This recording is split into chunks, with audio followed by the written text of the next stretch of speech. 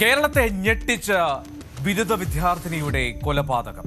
ചിത്രപ്രിയയെ കല്ലുകൊണ്ട് അടിച്ചു കൊന്നത് സ്വന്തം സുഹൃത്താണ് അലൻ. കൊലയ്ക്ക് കാരണം അത് മദ്യലഹരിയോ അതോ പ്രണയിനിയോടുള്ള സംശയമോ?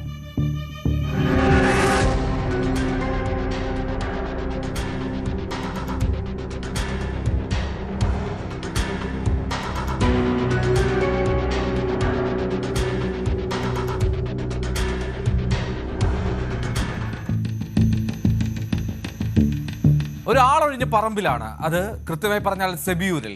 മലയാറ്റൂരാണ് സംഭവം. മലയാറ്റൂർ മൂങ്ങമറ്റം സ്വദേശി 19-കാരിയാണ് ചിത്രപ്രിയ.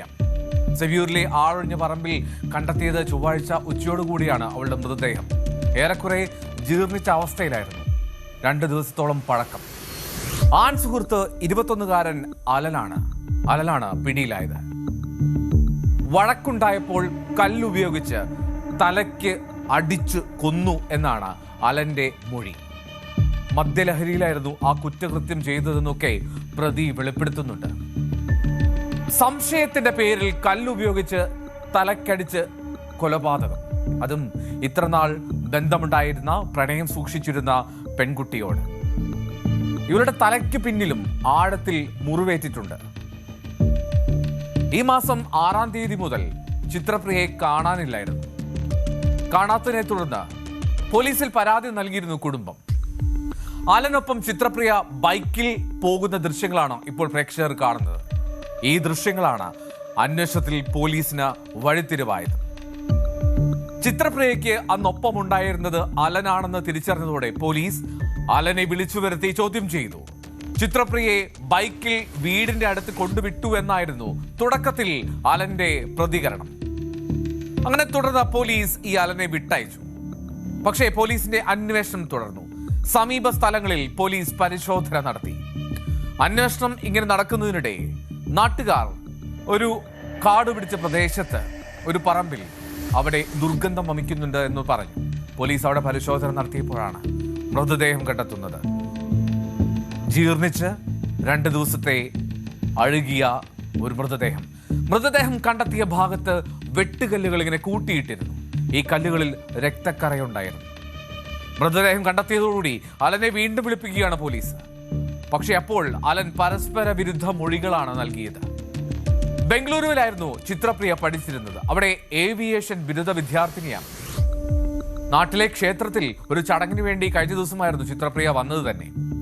വീട്ടിൽ നിന്ന് കടയിലേക്ക് പോകുന്നു എന്ന് പറഞ്ഞാണ് ചിത്രപ്രിയ അലന്റെ കൂടെ പോയത് എന്ന് കുടുംബം പറയുന്നു. ഞായറാഴ്ച പുലർച്ചെ 1:53, ഏതാണ്ട് പുലർച്ചെ 2 മണിയോട് കൂടിയുള്ള ദൃശ്യങ്ങളാണ് ഈ കാണുന്നത്. ആ ദൃശ്യങ്ങളാണ് നിർണായകമായത്.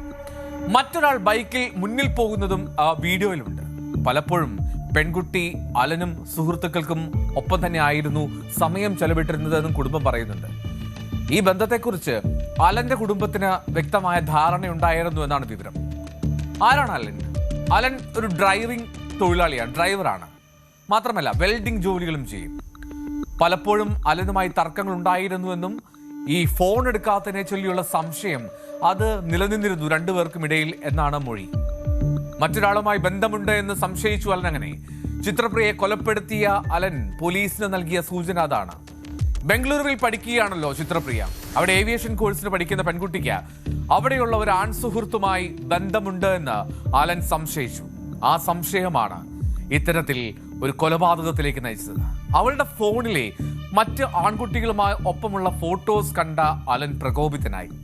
പെൺകുട്ടിയുടെ മൊബൈൽ ഫോൺ പോലീസ് എന്താണെങ്കിലും പരിശോധിക്കുന്നുണ്ട്.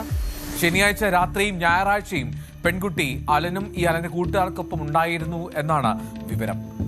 കേരളത്തെ ആകെ ഞെട്ടിച്ചു. കാരണം ഒരു ബിരുദ വിദ്യാർത്ഥിനിയാണ്. അവളുടെ സുഹൃത്ത് അവൻ തന്നെ അവളെ തലക്കടിച്ചു കൊല്ലുന്നു. അതും അതിക്രൂരമായി, കല്ലുകൊണ്ട് തലക്കടിച്ച് നിഷ്ഠൂരമായി കൊല്ലുന്നു. 2 ദിവസത്തിന് ശേഷമാണ് അവളുടെ മൃതദേഹം തിരികെ കിട്ടുന്നത്. എങ്ങനെ വിശ്വസിക്കും ഈ കാലഘട്ടത്തിൽ? ഈ ജെൻസി തലമുറ അവർക്ക് മുന്നിലുള്ള നേർവഴികളെ ആര് കാട്ടിക്കൊടുക്കും? ഇതാണെങ്കിലും കൂടുതൽ സത്യാവസ്ഥ വെളിച്ചത്ത് വരട്ടെ.